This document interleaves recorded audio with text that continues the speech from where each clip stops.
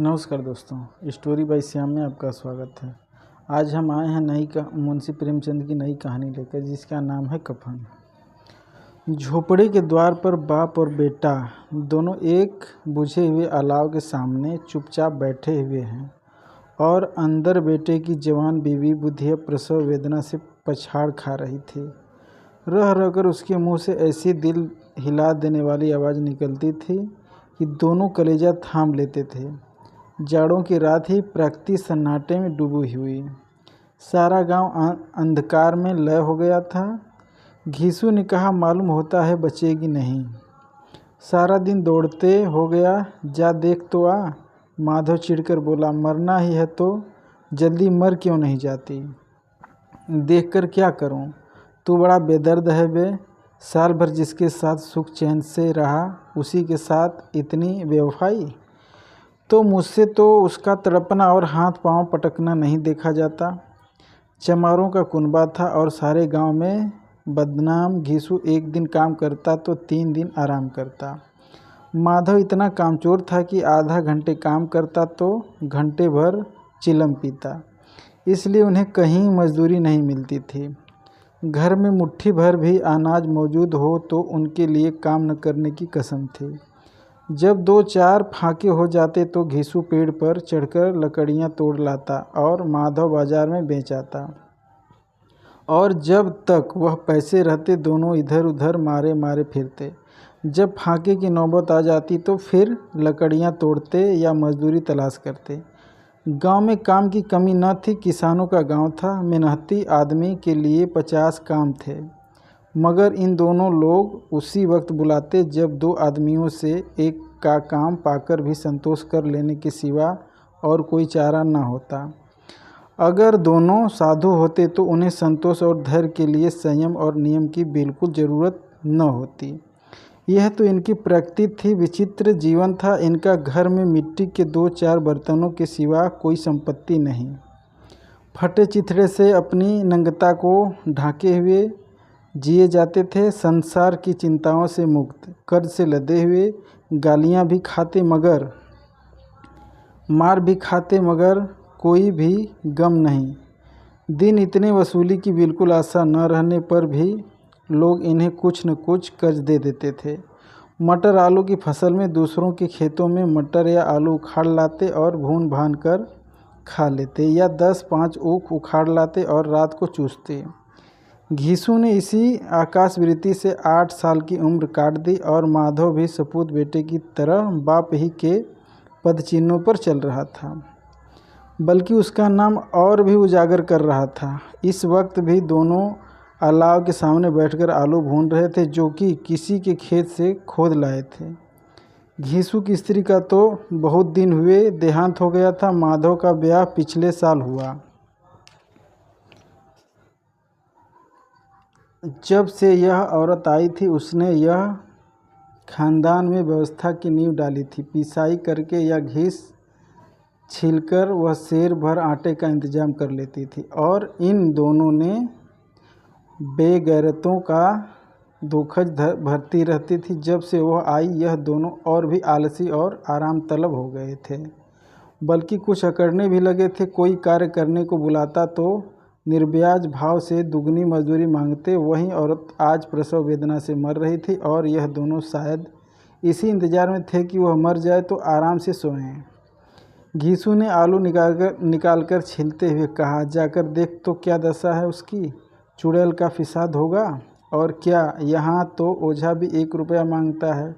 माधव को भय था कि वह कठोरी में गया तो घीसू आलूओं का बड़ा भाग साफ कर देगा।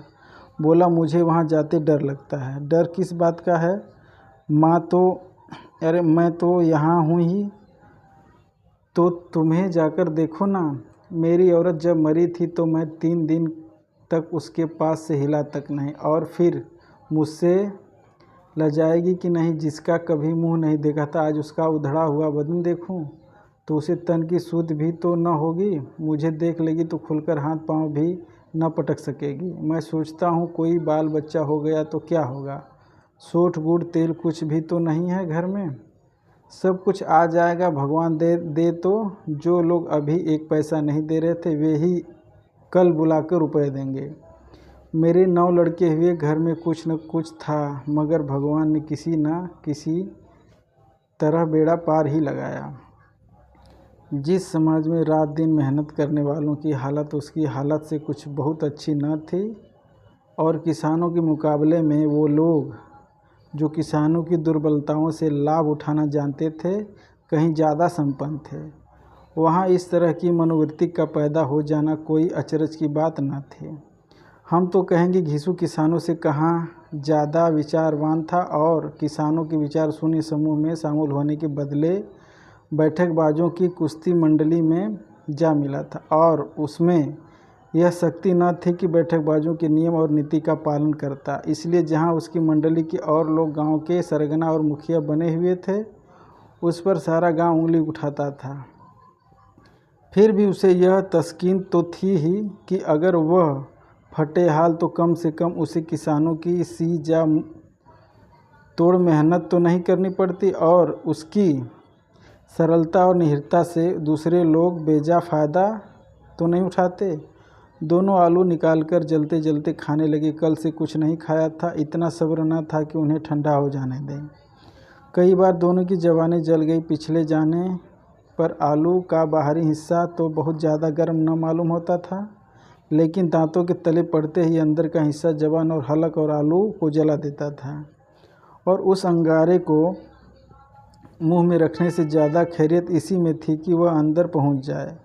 वहां उसे ठंडा करने की उनकी आंखों से आंसू निकल आते। घिसू को जब वक्त ठाकुर की बारात आई तो उसमें 20 साल पहले वो गया था। उस दावत में उसे जो तृप्ति मिली थी वो उसके जीवन में एक याद रखने लायक बात थी, और आज भी उसकी याद ताज़ा थी। बोला वह भोज नहीं भूलता, तब से फिर उस तरह का खाना और भरपेट नहीं मिला। लड़की वालों ने सबको भरपेट पूड़ियाँ खिलाई थी, सबको छोटे बड़े सबने पूड़ियाँ खाई, और असली घी की चटनी, रायता, 3 तरह के सूखे साग, एक रसेदार तरकारी, दही, चटनी, मिठाई। अब क्या बताऊं कि उस भोज में क्या स्वाद मिला। कोई रोक टोक नहीं, जो चीज़ चाहो मांगो और जितना चाहो खाओ।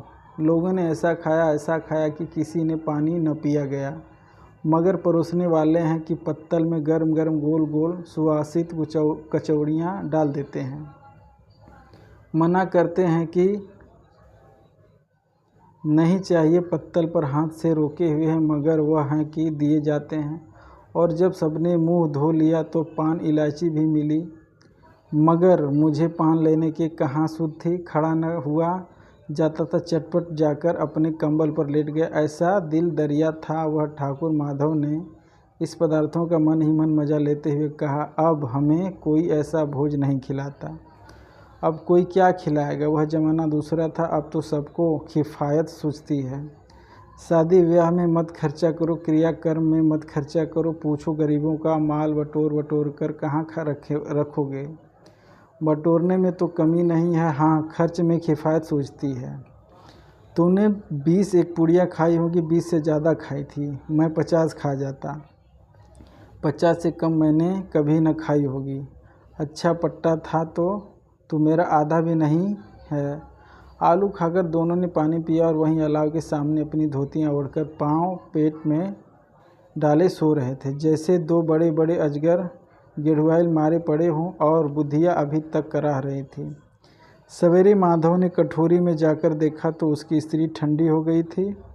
उसके मुंह पर मक्खियाँ भिनक रही थी, पथराई हुई आंखें ऊपर टंगी हुई थी, सादी देह धूल के लथपथ हो रही थी। उस पेट में बच्चा मर गया था। माधव भागा हुआ घिसू के पास आया और फिर दोनों जोर जोर से हाय हाय करने और छाती पीटने लगे। पड़ोस वाले ने यह रोना धोना सुन दौड़े हुए आए और पुरानी मर्यादा के अनुसार इन अभागों को समझाने लगे, मगर ज़्यादा रोने पीटने का अवसर न था। कफन की और लकड़ी की फिक्र करनी थी। घर में तो पैसा इस तरह गायब था जैसे चील के घोंसले में मांस। बाप बेटा रोते हुए गांव के जमींदार के पास गए। वह दोनों की सूरत से नफरत करते थे, कई बार इन्हें अपने हाथों से पीट चुके थे। चोरी करने के लिए वादे पर, काम पर न आने के लिए कुछ क्या है।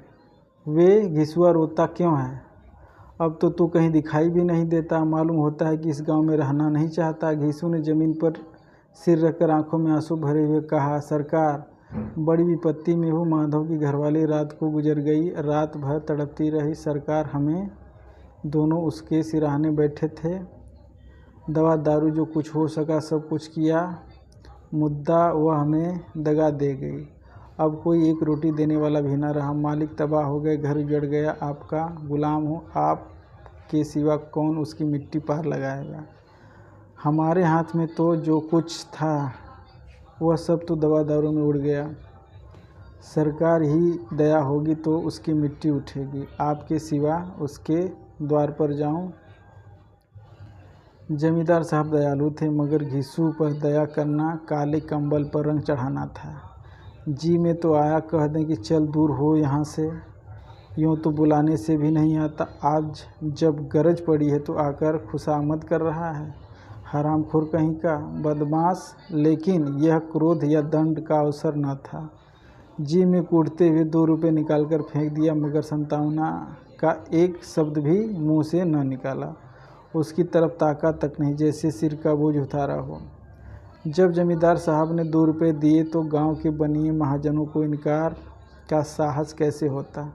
घीसू जमींदार के नाम पर ढिढोरा भी पीटना जानता था। किसी ने 2 आने दिए, किसी ने 4 आने। 1 घंटे में घीसू के पास 5 रुपये की अच्छी रकम जमा हो गई। कहीं से नाज मिल गया, कहीं से लकड़ी, और दोपहर को घीसू माधव बाजार से कफन लाने चले। इधर लोग बांस काटते लगे। गांव की नर्म दिल स्त्री आकर लाश को देखती थी और उसकी बेकसी पर 2 बूंद आंसू गिराकर चली जाती थी। बाजार में पहुंचकर घीसू बोला, लकड़ी तो उसे जलाने भर को मिल गई है क्या माधव? माधव बोला, हाँ लकड़ी तो बहुत है, अब कफन चाहिए तो चलो कोई हल्का सा कफन ले लें। हाँ और क्या, लाश उठते उठते रात हो जाएगी। रात को कफन कौन देखता है। कैसा बुरा रिवाज है कि जीते जी तन ढांकने को चिथड़ा भी न मिले, उसे मरने पर नया कफन चाहिए। कफन लाश के साथ जल ही तो जाता है, और क्या रखा है।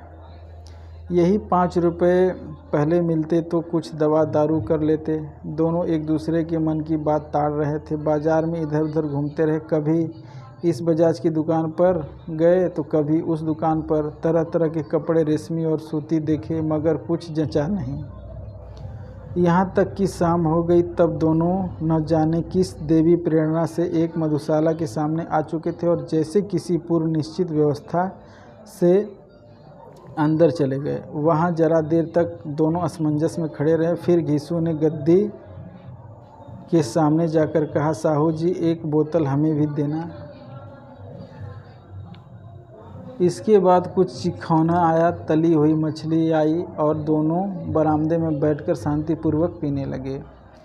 कई गुज्जियाँ ताबड़तोड़ पीने के बाद दोनों सुरूर में आ गए। घीसू बोला, कफन लगाने से क्या मिलता, आखिर जल ही तो जाता, कुछ बहू के साथ तो न जाता। माधव आसमान की तरफ देखकर बोला, मानो देवताओं को अपनी निष्पता का साक्षी बना रहा हो। दुनिया का दस्तूर है, नहीं तो लोग बाभनों को हजारों रुपए क्यों देते हैं।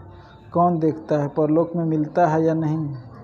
बड़े आदमियों के पास धन है, फूंके, हमारे पास फूंकने को क्या है। लेकिन लोगों को जवाब क्यों दोगे। लोग पूछेंगे नहीं कफन कहाँ है। घीसू हंसा, अबे कह देंगे कि रुपए कमर से खिसक गए, बहुत ढूंढा मिले नहीं। लोगों को विश्वास तो ना आएगा, लेकिन फिर वही रुपए देंगे। माधव भी हंसा इन अपेक्षित सौभाग्य पर। बोला, बड़ी अच्छी थी बेचारी, मरी भी तो खूब खिला पिलाकर। आधी बोतल से ज़्यादा उड़ गई। घीसू ने 2 सेर पूड़ियाँ मंगाई, चटनी, अचार, कलेजियाँ। शराब खाने के सामने ही दुकान थी। माधव लपक कर 2 पत्तलों में सारे सामान ले आया। पूरा 1.5 रुपया खर्चा हो गया। सिर्फ थोड़े से पैसे बचे रहे। दोनों इस वक्त इस स्थान में बैठे हुए पूड़ियाँ खा रहे थे कि जैसे जंगल में कोई शेर अपना शिकार उड़ा रहा हो। न जवाबदेही का खौफ था, न बदनामी की फिक्र। इन भावनाओं को उन्होंने बहुत पहले ही जीत लिया था। घीसू दार्शनिक भाव से बोला, हमारी आत्मा प्रसन्न हो रही है तो क्या उसे पुण्य न होगा। माधव ने श्राद्ध से सिर झुकाकर तस्दीक दी कि जरूर से जरूर होगा। भगवान तुम अंतर्यामी हो उसे वैकुंठ ले जाना। हम दोनों हृदय से उसे आशीर्वाद दे रहे हैं। आज जो भोजन मिला है वह कभी उम्र भर न मिला था। एक क्षण के बाद माधव के मन में एक शंका जागी। बोला, क्यों दादा, हम लोग भी तो एक न एक दिन वहाँ जाएंगे ही। घीसू ने इस भोले भाले सवाल का कुछ उत्तर न दिया। वह परलोक की बातें सोचकर इस आनंद में बाधा न डालना चाहता था जो कि वहाँ हम लोगों से पूछे कि तुमने हमें कफन क्यों नहीं दिया तो क्या कहोगे? कहेंगे तुम्हारा सिर पूछेगा तो ज़रूर। तू कैसे जानता है कि उसे कफन न मिलेगा? तू मुझे ऐसा गधा समझता है? 60 साल क्या दुनिया में घास खोदता रहा हूँ, उसको कफन मिलेगा और इससे बहुत अच्छा मिलेगा। माधव को विश्वास न आया। बोला, कौन देगा रुपए? तो तुमने चट कर दिए। वह तो मुझसे पूछेगी कि उसकी मांग में तो सिंदूर मैंने डाला था। घीसू गर्म होकर बोला, मैं कहता हूँ उसे कफन मिलेगा, तू मानता क्यों नहीं? कौन देगा बताते क्यों नहीं? वही लोग देंगे जिन्होंने अब की दिया है। अब की रुपए हमारे हाथ न आएंगे। ज्यों ज्यों अंधेरा बढ़ता था और सितारों की चमक तेज होती थी, मधुशाला की रौनक भी बढ़ती जाती थी। कोई गाता था, कोई डींग मारता था, कोई अपने संगी के गले लिपट जाता था तो कोई अपने दोस्त के मुंह पर कुल्हड़ लगा देता था। वहाँ वातावरण में सुरूर था, हवा में नशा। कितने तो यहाँ आकर एक चल्लू में मस्त हो जाते थे। शराब से ज़्यादा यहाँ की हवा उन पर नशा करती थी। जीवन की बाधाएं यहाँ खींच लाती थी और वे कुछ देर के लिए यह भूल जाते थे कि वे जीते हैं या मरते हैं, या न जीते हैं न मरते हैं। और यह दोनों बाप बेटे अब भी मज़े लेकर चुस्कियाँ ले रहे थे। सबकी निगाहें इनकी ओर जमी हुई थी कि दोनों कितने भाग्य के बली हैं। पूरी बोतल बीच में है। भरपेट खाकर माधव ने बची हुई पूड़ियों का पत्तल उठाकर एक भिखारी को दे दिया जो खड़ा इनकी ओर भूखी आंखों से देख रहा था और देने के गौरव, आनंद और उल्लास का अपने जीवन में पहली बार अनुभव किया। घीसू ने कहा, ले जा, खूब खा और आशीर्वाद दे। जिसकी कमाई है वह तो मर गई, मगर तेरा आशीर्वाद उसे ज़रूर पहुँचेगा। रोए रोए से आशीर्वाद दो, बड़ी गाढ़ी कमाई के पैसे हैं। माधव ने फिर आसमान की तरफ देखकर कहा, वह बैकुंठ में जाएगी, दादा बैकुंठ की रानी बनेगी। घीसू खड़ा हो गया और जैसे उल्लास की लहरों में तैरता हुआ बोला, हाँ बेटा, बैकुंठ में जाएगी। किसी को सताया नहीं, किसी को दबाया नहीं। मरते मरते हमारी ज़िंदगी की सबसे बड़ी लालसा पूरी हो गई। वह न बैकुंठ में जाएगी तो क्या ये मोटे मोटे लोग जाएंगे जो गरीबों को दोनों हाथों से लूटते हैं और अपने पाप को धोने के लिए गंगा में नहाते हैं और मंदिरों में जल चढ़ाते हैं? श्रद्धालुता का यह रंग तुरंत ही बदल गया। अस्थिरता नशे की खासियत यह है। दुख और निराशा का दौरा हुआ। माधव बोला, मगर दादा, बेचारी ने ज़िंदगी में बड़ा दुख भोगा, कितना दुख झेलकर मरी। वह आंखों पर हाथ रखकर रोने लगा, चीखें मारकर। घीसू ने समझाया, क्यों रोता है बेटा? खुश हो कि वह माया जाल से मुक्त हो गई, जंजाल से छूट गई। बड़ी भाग्यवान थी जो इतनी जल्द माया मोह के बंधन तोड़ दिए। और दोनों खड़े होकर गाने लगे, ठगनी क्यों नैना झुमकावे ठगनी। पियकड़ों की आंखें इनकी ओर लगी हुई थी और यह दोनों अपने दिल में मस्त गाए जाते थे। फिर दोनों नाचने लगे, उछले भी, कूदे भी और गिरे भी, मटके भी, भाव भी बताए, अभिनय भी किए और आखिर नशे में मदमस्त होकर वहीं गिर पड़े। बस दोस्तों, आज यहीं तक। हमारे चैनल पर नए आए हैं तो हमारे चैनल को लाइक और सब्सक्राइब करना ना भूलें। मिलते हैं नेक्स्ट वीडियो में, तब तक के लिए जय हिंद।